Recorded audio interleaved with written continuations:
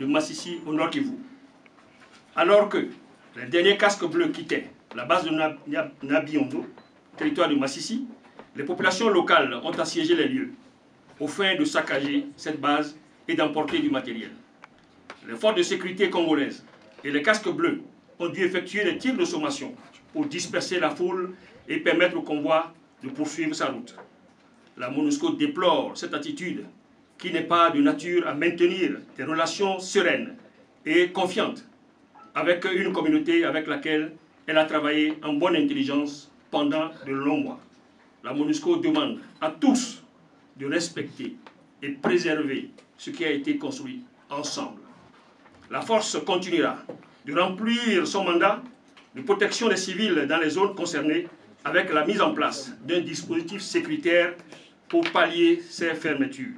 Par ailleurs, la force poursuit les actions de stabilisation avec les partenaires FARDC dans l'Est de la République démocratique du Congo, RDC, afin d'appuyer la mise en œuvre de l'accord du 31 décembre 2016 et la marche vers les élections telles que définies par cet accord.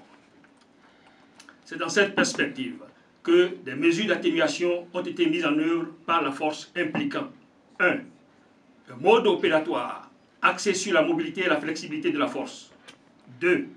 L'établissement de bases opérationnelles temporaires et la conduite de patrouilles conjointes avec les acteurs sécuritaires locaux et l'engagement communautaire.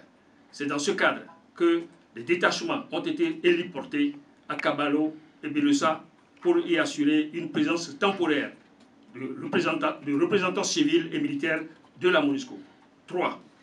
Des séances de sensibilisation de la population locale sur les mesures d'atténuation conduites par le commandant de la force en personne dans les régions concernées avant la fermeture de ces bases, afin d'expliquer de vive voix l'engagement de la MONUSCO à atténuer leurs préoccupations en matière de sécurité. Le commandant de la force a également rappelé que la MONUSCO ne les abandonne pas. Que la MONUSCO ne les abandonne pas. Mais, excusez-moi, qu'elle continuera d'avoir une présence périodique dans les régions en menant des opérations requises contre les activités des groupes armés.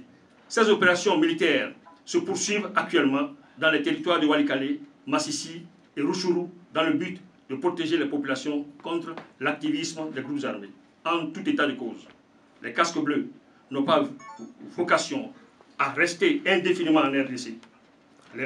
Les forces gouvernementales de sécurité devront être en mesure de prendre le relais. Les mesures d'appui au renforcement de leurs capacités opérationnelles ont été prises à cet effet. Je vous remercie.